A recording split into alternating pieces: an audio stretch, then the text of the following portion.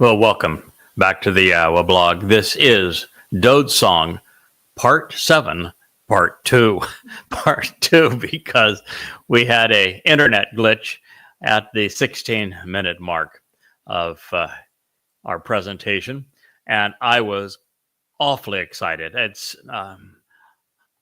You're recognizing that in what is the greatest song ever sung, a song where Yahweh himself, the creator God of the universe, wrote the lyrics. So it ought to be really good. And it is. It's a song where every word is an exclamation mark. Every line is a clasp of the cymbals, a roar of the drums. It is just magnificent. It is a song of crescendos. I cannot wait to hear Yahweh's booming voice sing this directly to his beloved Son, with us as the witnesses all gathered around, as it is tonight, a full moon shining down upon us. Tonight is actually a really interesting evening because the full moon will eclipse the planet Mars. It's going to travel right over between us and Mars.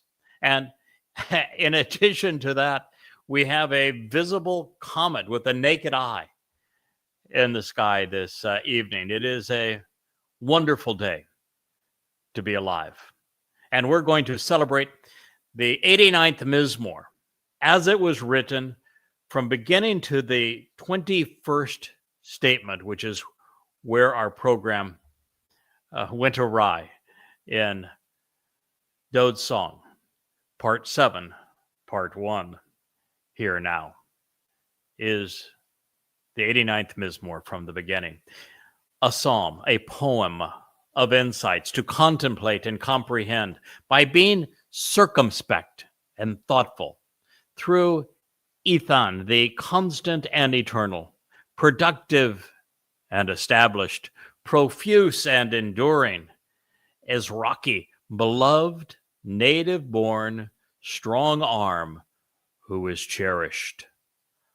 I want to sing about the eternal and everlasting love, the steadfast devotion and enduring favoritism, unfailing affection and genuine mercy, kindness and generosity forevermore of Yahweh. On behalf of all generations throughout time, the household, family, and home. With my mouth, I will make known, revealing that I am familiar with and understand, acknowledging that I have embraced your trustworthiness and dependability, your honesty and reliability, your steadfast commitment to the truth. 89:1. Yes, indeed. I say, now and forevermore, the spiritual realm of the heavens. They were established and are continuously built to procreate a restored, prosperous, and productive family on love, devotion, and favoritism, kindness, generosity, and mercy. You have fashioned and formed it to manifest within it your authentic character, your trustworthiness and reliability. I have established, cutting through separation, the Berith covenant for the family and the home through Ani Bakar, my chosen one, the person I prefer and have decided upon. I have sworn an oath, and I will affirm this promise 7 times over to Dowd, the beloved, Ebed Ani, my authorized agent and co-worker who serves on my behalf. Forevermore, as an ad olam, an eternal witness to the restoring testimony, I will prepare and establish your offspring and that which you sow. In addition, I will construct a home for your throne and your seat of honor on behalf of all generations throughout all time. Pause now and contemplate the implications of this. Mizmor 89:4. The spiritual realms of the heaven, they know and appreciate your wonderful accomplishments and marvelous contributions, Yahowah, and also your trustworthiness in the community of the set apart. By contrast, who in the skies of the material realm can be equated or compared to Yahowah?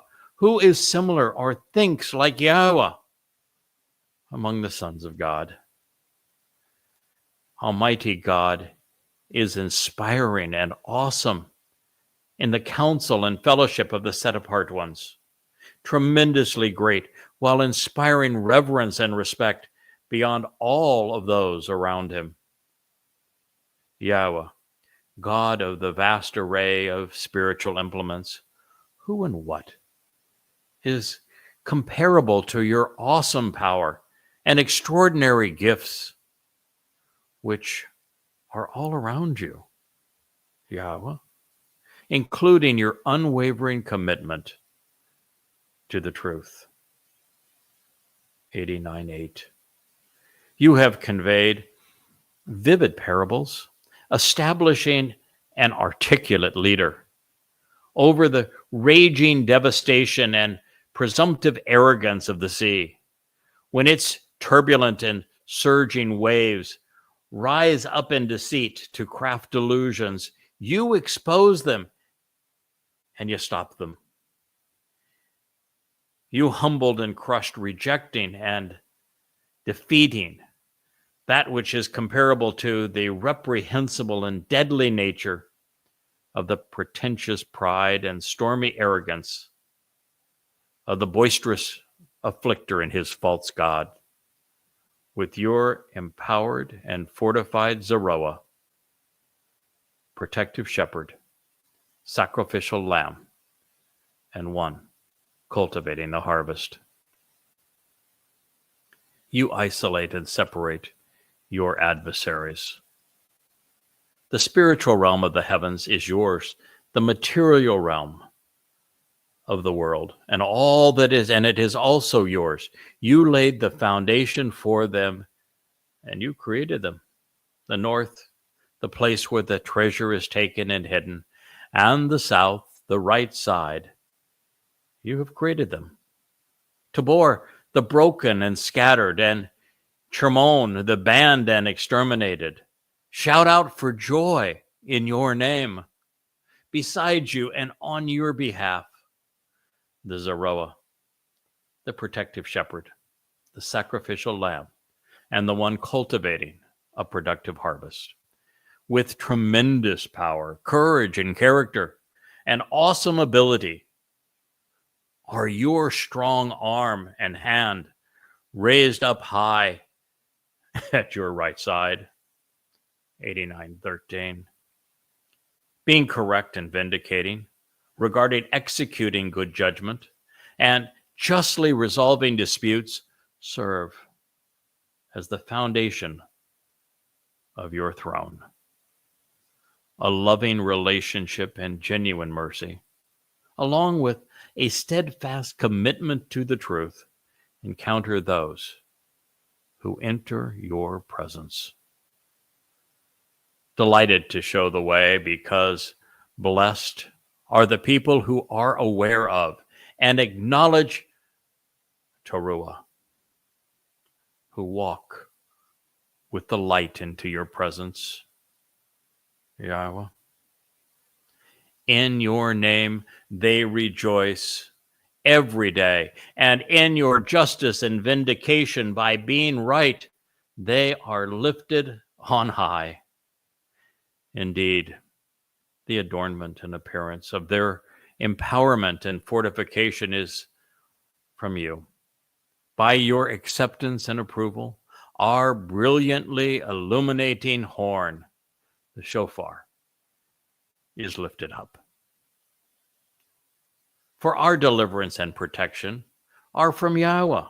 Accordingly, the Kadosh, the set-apart one of Yisrael, is our Malach, our King. Therefore, in relation to all of this, logically, it follows that you spoke in a revelation to your Bakarim, your chosen and tested one, saying, I have equated and bestowed, assisted, supplying what is needed on behalf of the Gabor, the most courageous and capable of men. I have raised up and exalted the Bakar, the chosen one, from among the family, from the people. 89:19. I discovered and then made known, encountered, experienced, and exposed Dowd, David, the beloved, my Ebed co-worker. Out of my set-apart oil, I have Mashiach, anointed him, so that to show the way to the benefits of the relationship, my hand and influence will be established and steadfast, authenticated and unwavering with you. In addition and beyond all of this, Ani Zeroah, my protective shepherd, my strong arm, my sacrificial lamb, and the one cultivating the seeds for a productive harvest, will empower and embolden you, strengthening you, while enabling your exponential growth. Mizmor, lyrics to be sung, 89 from the dedication through the 21st statement. It is the most important song ever sung, and it was first sung to us in year 3000 Yah, as the cornerstone of Yahweh's home was established by Solomon on the Temple Mount, with the lyrics written by the Creator God of the universe. And with every word, everything that people the worldwide have thought that they knew of God is upended, and a brilliant reality replaces the deceptions and lies. Well, we are just 1/3 of our way through the 89th Mizmor Psalm. Yahweh has already acknowledged his son as Dowd, the beloved, David, twice. Bashar Ani, my chosen one, twice. Ebed Ani, my co-worker, twice. Ad Olam, restoring and eternal witness, twice. Mashal, an articulate leader with a penchant for drawing pictures with words, once. Yemen, the right hand, once. Azaz Yad, a strong hand, one time. Zeroah, the most important title, according to God, regarding his son and our Messiah, the King of Israel and returning King of the universe, 4 times. Gabora, the feminine manifestation of the souls, the spirits, and Zeroah's power, all of which are feminine, inspiring courage, outstanding character, and awesome ability, twice. Kadoth, the set-apart one of Israel, once. Gabor, the most courageous and capable man of God, once. Mashach, anointed, once. That's quite a resume. Can you imagine the Creator God of the universe, Yahweh, building a resume for someone with all of these accolades and then dedicating a song to his chosen one. And yet, that is what we're reading. That is what we are sharing with you. And while those are names, those are titles, they are attributes to cherish, it all pales when compared to what Yahweh had to say about his son, Dowd. He said, I have established, cutting through separation, the Bereth covenant for the family and home through Bashar, my chosen one, the person I prefer and have decided on. I've sworn an oath, and I will affirm this promise 7 times over to Dowd, the beloved, Ibedane, my authorized agent and co-worker who serves on my behalf. Furthermore, as an ad olam, eternal witness to the restoring testimony, I will prepare and establish your offspring and that which you sow. In addition, I will construct a home for your throne and seat of honor on behalf of all generations throughout time. Pause now and contemplate the implications. Beside you and on your behalf, the Zeroah, the protective shepherd and sacrificial lamb, with Geburah, tremendous power, inspiring courage, outstanding character, and awesome ability, will be your Azaz Yad, strong hand, raised on high at your right side. For our deliverance and protection are from Yahweh. Accordingly, the Kadosh, set apart one, of Yisrael is our Melech king. Therefore, in relation to this, it logically follows that you spoke in a revelation to your Bakarim, chosen and tested one, saying, I have equated and bestowed assistance, supplying what is needed on behalf of the Gabor, the most courageous and capable man. I have raised up and exalted the Bashar, chosen one from among the people and family. I discovered and then made known, encountered, experienced, and exposed Dowd, my Ebed co-worker, out of Shimon Kodeshane, my set-apart oil. I, Mashach, anointed him, so that to show the way to the benefits of the relationship, my hand and influence will be established and steadfast, authenticated, and unwavering with you. In addition, and beyond all of this, Ane Zeroah, my protective shepherd, strong arm, and sacrificial lamb, the one sowing the seeds for a productive harvest, will empower and embolden you, strengthening you while enabling your growth. Well, that's a pretty good start for a man that Paul, the founder of the Christian religion, said was dead and buried and thus replaced. And it's impressive for a fellow who rabbis prefer to denigrate rather than celebrate, but not here. We know Yahweh. We know his son. We know what they accomplished together, and we celebrate their every achievement because it is the essence of our life and yours if you want to live with them. As we press on, there is a slightly different order of things found in the Qumran parchments as opposed to the Masoretic text.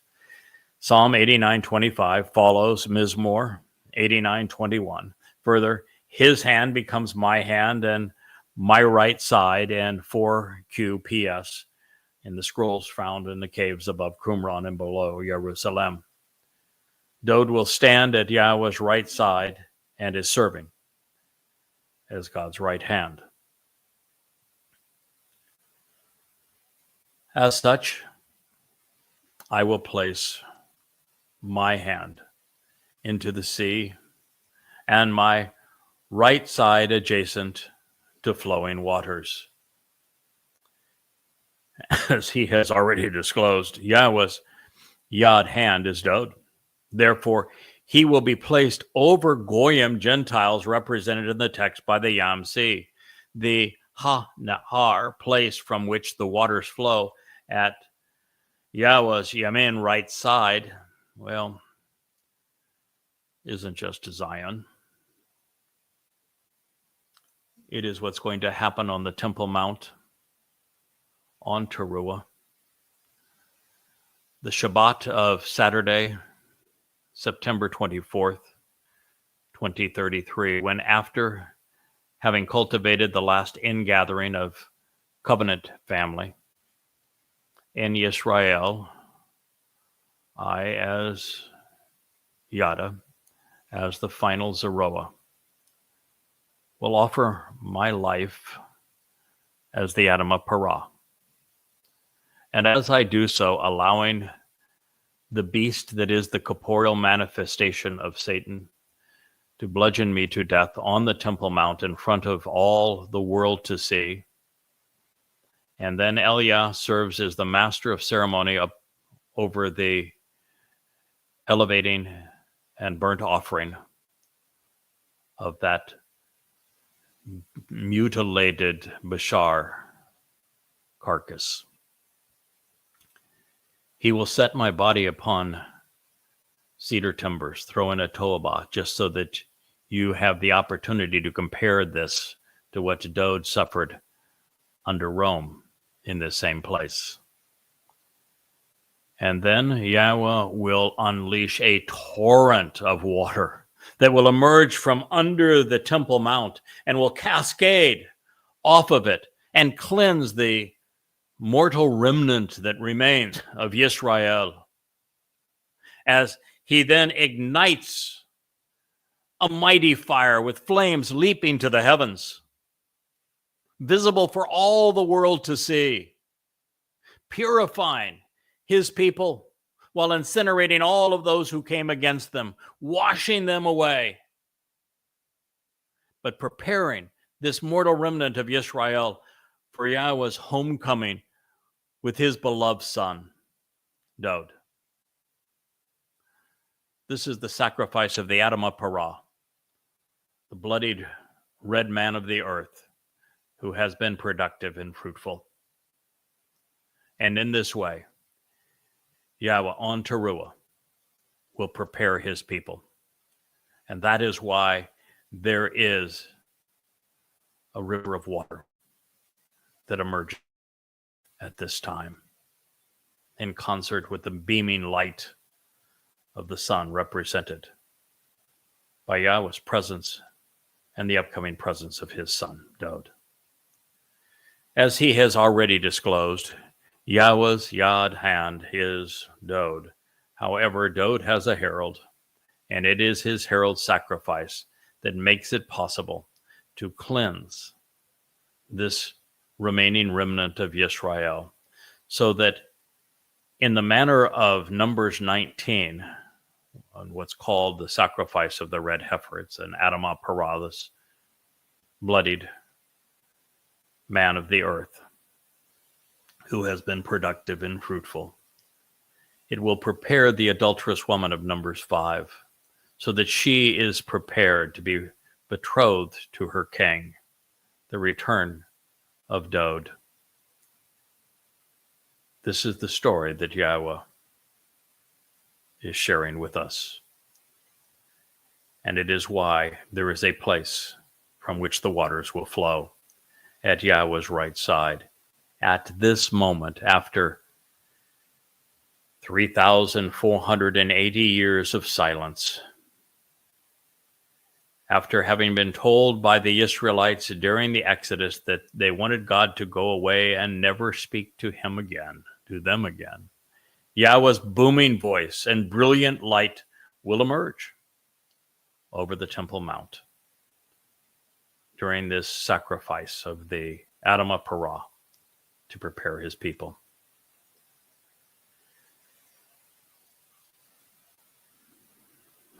Yahweh is going to open up this life-giving waterway. And the waters will make a beautiful waterfall, both off the Temple Mount and into the Dead Sea and also into the Mediterranean. And it will run right through Moriah, between Yahweh's home on the summit and his son's palatial residence below in the city of Dowd. I expect that there will be a bridge of light connecting the two. From death, there will be new life, and from the witness of the Dead Sea Scrolls, we will come to know our Father as Dowd knew him. As a result, the adversary and the schemes of his tempestuous child will all be thwarted. The father of lies, as Satan's prodigy, is now the son of evil, with much evidence condemning Shaul, Paul, as the Torahless one, the man who tried to annul the word of God and to negate the life and lyrics of the actual Messiah and Son of God with his crude counterfeit. So it is curious that Christians remain fixated on identifying their Antichrist when they will find him having written the majority of their New Testament. Finally, Yahweh is a great father, and he's going to protect his son. He writes, "The adversary will not outwit or nullify him, and the son of evil will not deny him or denigrate him, because he will have no answer for him." Mizmor, lyrics to be sung, 89:22. The adversary? Hasatan. And Hasatan's great quest for the past 6,000 years is to denigrate humanity by outwitting humanity. And for the most part, he has been successful. He has done it through religion. And he has had countless religions throughout time where he is always presented as God. His most successful religion is Christianity. Satan's most nullifying religion in terms of God's people is Judaism. His most deadly religion that seeks to annihilate Jews is Islam. But for Satan to prevail, he must do two things. He must erase Yahweh's name and replace it with his title, the Lord. He must negate the accolades, the achievements of Dowd, because he's the one who fulfilled Pesach, Matzah, and Bikurim and made it possible for us to live in God's presence. He must replace Yehudim with Goyim, and the Goyim the Yehudim that he cannot hoodwink into being religious or political, he must kill. And he must have things continue this way all the way up to the Shabuah harvest in 2026. And then the Teruah ingathering, followed by the Teruah sacrifice of the Adamah Parah, so that there is no homecoming and no family reunion come Kippurim, October 2nd, 6:22 p.m., 2033, year 6000 Yah, in Jerusalem.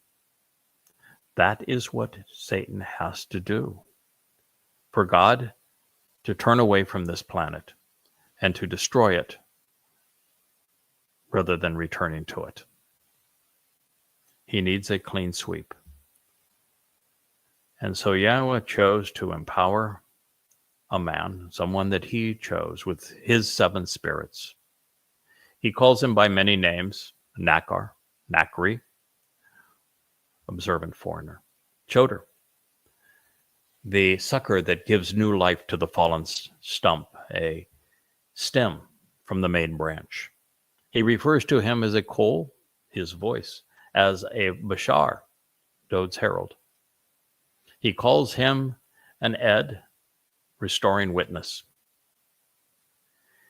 He is the third and final Zeroah, the one cultivating the seeds of the harvest, a Malak, a messenger. He is God's answer to this problem. Someone that Yahweh is choosing to convey the truth so that his name is reintroduced to his people, so that the Messiah and Son of God is known by his people, so that the timing, meaning, and purpose of all 7 Mikre are known by his people, and so that there is a marvelous harvest on Shabuah, a tremendous ingathering on Towrah, and a beneficial result as the Adam of Parah gives up his life to save Israel so that he can come home in a wonderful celebration of the restoration of the covenant with Israel. This is God's story. This is how it's going to play out. And while that is all marvelous because Hasatan loses in the end, Yahweh prevails, his son is restored to his rightful place. Between now and then, it's going to be very rough on Jews and on Israel. We begin the time of Jacob's troubles, of Israel's struggles on the Towrah harvest, May 22nd, 2026. The two-state solution will be imposed on Israel. The prophet Yeshaya tells us that Israel is going to be narrowed at our midst, that a state of terror is going to be established, and that Israel will become indefensible, and that within a year's time, there will be an attack on Israel that is 100-fold, maybe even more. The intensity, the bombardments, the jihadists, the rapes, the tortures, the murders, and the abductions on this, the final flood of Muslims into the Promised Land. Prophet Yoel says it will be greater carnage than the world has ever witnessed before, worse than the Holocaust. This state of horror for God's people will exist for 7 years. It will come to a conclusion on Towrah, on that Saturday, a Shabat, September 24th, 2033, year 6000 Yah. And it will be brought to fruition by what Yahweh does with the Adam of Parah, and what Eldiah, as the master of ceremony, has to say to God's people as he reprises his role from 2 millennia, 888 years prior, when he took on and defeated, with words, the religious and political establishment of Israel. This is your future, and it leads to Yom Kippurim, the day of reconciliations, when Dowd returns with Yahweh, and he anoints the mercy seat of the Ark of the Covenant in keeping with the Torah's instructions. At that point, the covenant will be renewed, and Yahweh will place a copy that he has written of his Torah instructions inside of this remnant of his people. And 5 days later, upon Sukkah, we will enter the millennial celebration of the Shabbat, where we return to the conditions experienced during Eden, which is why we're doing that whole series on In the Garden. And we will camp out with our Heavenly Father and His Son on earth for the next 1,000 years prior to entering eternity. So the adversary, he will not outwit, nor will he nullify him. And the son of evil, who is Paul, whom Yahweh calls out by name as Shaul, as the plague of death, when 666 years prior to Shaul penning his first epistle, the first document that established the Christian religion, his letter to the Galatians, in 52 CE. He called him the plague of death and went on to describe almost everything that one would want to know or need to know about this false prophet, the author of the Christian New Testament. Here he calls him the son of evil. And he says that even though he has tried, even though he created the world's most popular religion by counterfeiting everything that pertained to Dowd, and then mixing in this milieu of Dionysus and Odysseus mythical lore to create the impression of a man god named Iusu Christu. Well, God's on record saying that he is not going to deny Dowd his due. He will not denigrate him because he has no answer that will prevail in the end. Shoah wasn't chosen in this statement by happenstance. Nor was Allah, two of the prominent words in the last statement. Shoah is used in the third statement that Yahweh etched in stone to say that he would not forgive anyone who sought to nullify or negate the value of his name, which should make every Jew on the planet quake, because you and your people erased his name. He is not going to allow Satan to denigrate or silence Dowd either, nor the religion of Judaism. This is an important lesson because it means that God is as protective of his name and reputation as he is of his sons. An attack on one is an assault on the other. To degrade the son by failing to acknowledge what Dowd has sacrificed to save Israel, or to replace him with a mythical misnomer, a crude counterfeit, as in the case with Judaism and Christianity, with Iusu Christu, Jesus Christ in Christianity, and Bar Kokhba, the son of a star in Judaism, will garner the Father's wrath. As for Allah, it was used in Habakkuk 2:12 to reveal that Shaul Paul was the plague of death and that he would build an evil edifice. Therefore, Yahweh is tying each of these clues together for us so that we might understand Satan's need to degrade Yahweh's chosen to prevail. God does not want us fooled into denying or trivializing his Zeroah. While the adversary, as Hasatan, is singular, as is his prodigy, the son of evil, when working together as they did to conceive Christianity, they become, adversarial foes.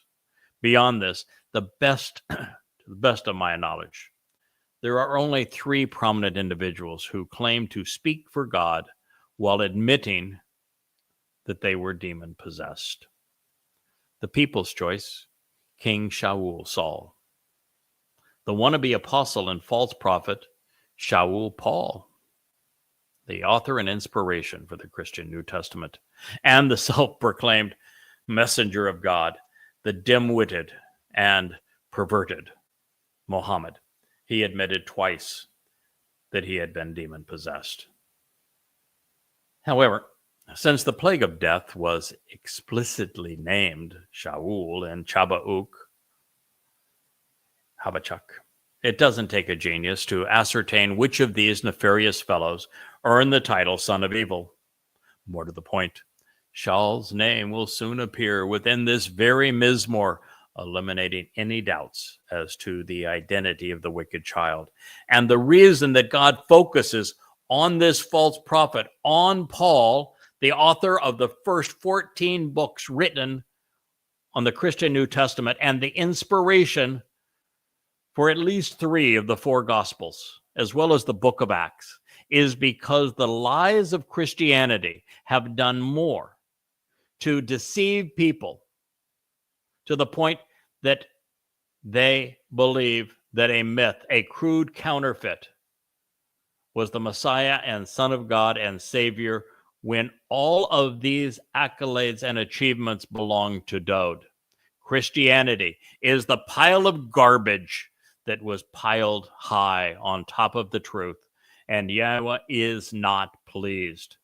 And he is disgusted that his people, rather than push it all away and simply cite the 89th Mizmor, the 22nd Mizmor, the 1st Mizmor, the 2nd Mizmor, the 88th, Yeshayah 53, Yeshayah 9, any of these statements, 2 Samuel 7, all of them tell the same story, that Dowd is the Son of God, that Dowd is the Messiah, that Dowd was the king of Israel and is returning to be king of the universe, and that he served as the Passover lamb to fulfill the first 3 Moed Mikre and provide the benefits of the covenant.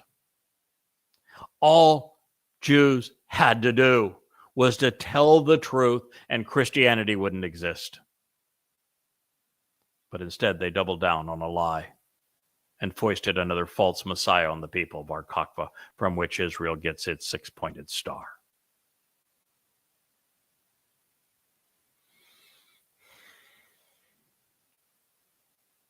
So we need to applaud, yeah.